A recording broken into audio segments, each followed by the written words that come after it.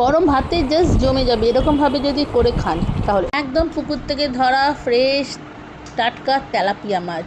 Hello everyone, সকলে কেমন আছেন? আমার পেজকে যে যেখান থেকে ভিডিও দেখছেন সবাইকে স্বাগত। সবাই নিশ্চয়ই ভালো আছেন আর আমিও ভালো আছি।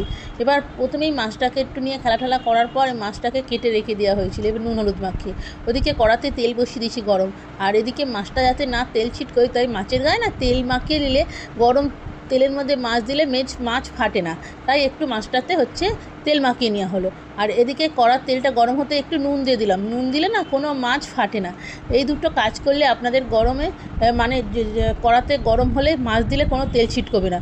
আর এদিকে সর্ষে দুরকম, সাদা কালো, সাদাটা বেশি দিয়েছি, তার সঙ্গে কালো, একটু লঙ্কা 3-4টে, তার সঙ্গে অল্প একটু রসুন 2-3 কোয়া, আর একটা হাফ পাকা হাফ কাঁচা টমেটম দিয়ে পেস্ট করে রেখে দিয়েছি, আগেই দেখিয়ে দিলাম। সেই পেস্টটাকে সর্ষে বাটা যাকে বলা হয়। আর এদিকে মাছগুলোকে গরম তেলের মধ্যে আস্তে আস্তে ছেড়ে দিলাম। দুদিকটা ভালো করেই উঠে গেল, টাটকা মাছ তো যার জন্য কড়াতে লাগলো না। সেইভাবেই সব মাছ কটাকে আগে ভেজে উঠিয়ে নিই। আর আমার ভিডিও দেখতে আপনাদের সকলে ভালো লাগে। আর তেলাপিয়া মাছ না দাদা খায় না, দাদা এমনিতেই মাছ খেতো না, এখন আবার একটু একটু করে খাচ্ছে, কিন্তু তেলাপিয়া ঘরে চট করে আমাদের আসে না যদি তেলাপিয়া খাচ্ছে না। আর তেলাপিয়া মাছের ঝাল খেতে আমার প্রচণ্ড ভালো লাগে, সেই জন্যই ভাই পেয়েছিল, ভাই ধরে দিয়েছিল আমাকে। যাই হোক, মাছগুলো আস্তে আস্তে ভেজে নিচ্ছি, নিয়ে সবকটাই হয়ে গেছে। এবার ওই তেলের মধ্যেই, আর তেল দিইনি, অনেকটা ছিল, কালো জিরে দিয়ে দিলাম, পেঁয়াজ দিয়ে দিলাম, আর একটু লঙ্কা দিয়ে দিলাম, দিয়ে এবার একটু হালকা করে ভেজে নিচ্ছি। খুব লাল লাল করে ভাজবে না, পোড়া পোড়া, আমার পোড়া পোড়া ভাল লাগে না, বেশ হালকা করে ভেজে নিলাম। আর এদিকে এই পেস্টের মধ্যে সাদা সর্ষে, কালো সর্ষে, রসুন, লঙ্কা আর টমেটো আছে, পেস্ট করে নিয়েছি। নিয়ে এইবার ওটা ভাজা ভাজা হয়ে গেলে ওর মধ্যে ঢেলে দিলাম। সেটা অল্প, সর্ষের পরিমাণটা বেশি নেই বলে তেত করে হবে না।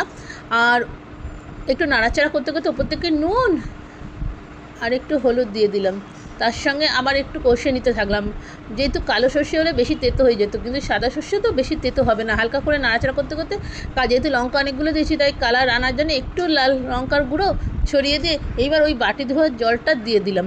এরকম করে মাছের ঝাল খেতে খুব ভাল লাগে, আর মনে হয় গরম গরম ভাতে। এবার মাছের ঝালটা সর্ষে বাটাটা আগে মাছটা দিইনি, ভেঙে যাবে বলে। এবার ওটা ফুটে উঠলে যেই ঝোলটা, সঙ্গে সঙ্গে ওর মধ্যে তেলাপিয়া মাছগুলো সব ছেড়ে দিলাম, ভাজা মাছগুলো যেগুলো ছিল দিয়ে দিয়েছিলাম, বেশি ছিল না বলে যতটা ছিল করে রেখে দিতাম। এবার মাছটা যখন ফুটবে হচ্ছিল তখন না, আর এইটা গরম ভাতের সঙ্গে যা জমে যায় না এরকম মাছের ঝোল, তখন মনে হয় না মাছ মাংস কিছু খাই। এটা দিয়েই গরম গরম, আর উপরে একটু কাঁচা তেল দিয়ে দিলাম। দিয়ে আগে আমার বাবা না মাছ ধরে নিয়ে আসতো, খুব টাটকা মাছ পেতো। এখন বাজার থেকে মাছ কত দিনের বাসি মাছ। যাই হোক, ধনেপাতা না ছিল না ঘরে, তাই ওটা দিইনি। যাদের ধনেপাতা আছে দিয়ে দেবেন ঘরে, আর তাতে আরও বেশি ভালো লাগবে। যেহেতু বাজার থেকে দুপুরবেলা রোদ্দুরে আর পাঠায়নি দাদাকে।